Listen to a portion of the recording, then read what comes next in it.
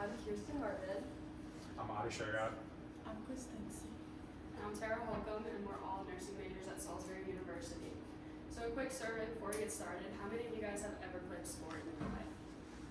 So that's a lot of people today. So that is evident, or imagine that all these years of playing sports has finally caught up to you and you're going to need a knee or hip replacement.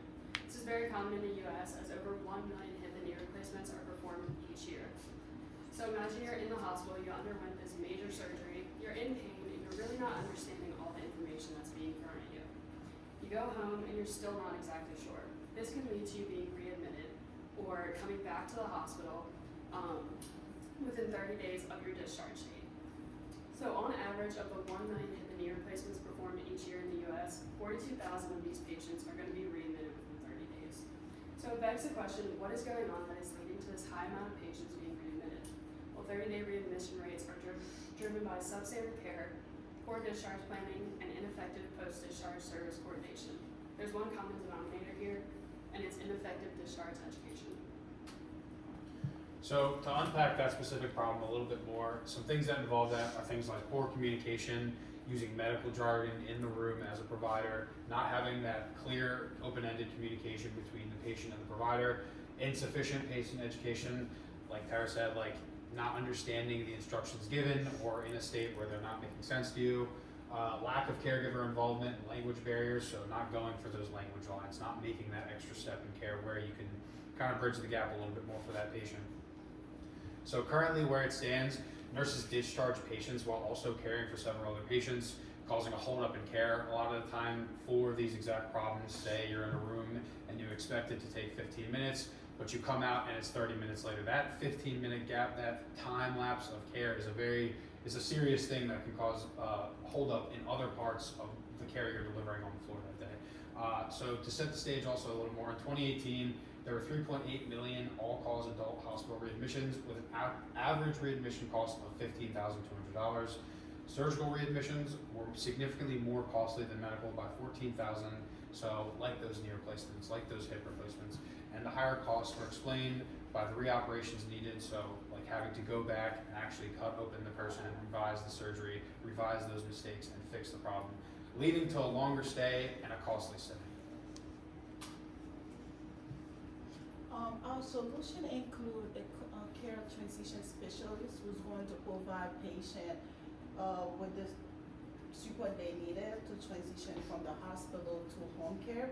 And they'll spend quality time with the patient, answering questions and addressing any question or concern the patient may have related to discharge. And they'll provide hands-on education, like teaching them ways on taking good care of them and stuff. And one clinic found that by providing good care for patients, they have reduced 420 readmission rates, and it cost them 3.2 million in total variable cost, which is a good thing for the hospital because the patient is the hospital, and without the patient, we don't have a hospital. Alright, so our primary target is an orthopedic unit within a hospital. So for Salisbury, that's Title Health 5 South. And they are currently implementing a virtual discharge nurse. So we would be able to directly see the effectiveness of virtual discharge education versus in-person discharge education. After that, we hope to reach specialized units within hospitals that have comprehensive education and associated high readmission rates. So this could be like a cardiovascular unit, intensive care, oncology, to hopefully lower those readmission rates. So just some little numbers here. The average yearly salary for a nurse in Maryland is $78,000. The average cost for a readmission of a total joint replacement, including knee and hip, is about $10,000. So when you look at the 42,000 patients that are readmitted each year following their total joint replacement, and you multiply that by the average cost of $10,000, that's $420 million that it's costing for these readmissions. So there's a big difference between $420 million versus $78,000. For our implementation, we hope to recruit an experienced nurse that knows the ins and outs of the nursing process and what the education looks like, train them for a few weeks, and then allow them to work. So So in comparing this care transition specialist to the virtual discharge already being done on 5 South at Tidal Health, there's a lot of differences that really stand out and make this specialist a lot more effective and at this discharge process.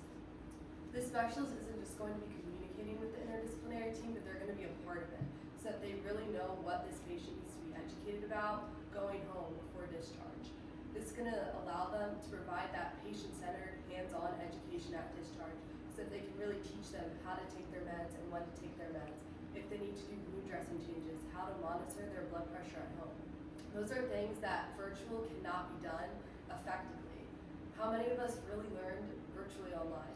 I think the large majority of us would say mostly none. They aren't just going to be going line by line over the papers that they are handed at discharge, but really truly educating them about each line of the papers to really educate them, make sure they're prepared to go home. This allows them to spend that quality time with the patient. And going back to those 420 readmissions, those were really followed by also the follow-up calls to those patients. They really found that those helped reduce those readmission rates.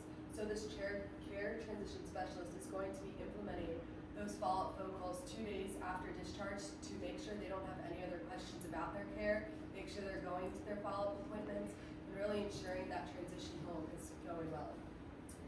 The biggest thing that also we don't need as this care transition specialist is relying on Wi-Fi. We are never going to have to worry about Wi-Fi being down or internet being down. When it's in person, everything's going to be able to be done effectively all the time. So this driving force for hospitals to employ this care transition specialist is this decrease in high costs associated with readmission rates.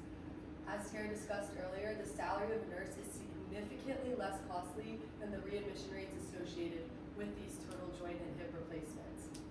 While that is the driving factor, simultaneously you're also going to be freeing up time of other nurses on the unit by taking this discharge off of their plate to allow them to provide better patient-centered care to the other patients on the unit and also reducing nurse burnout.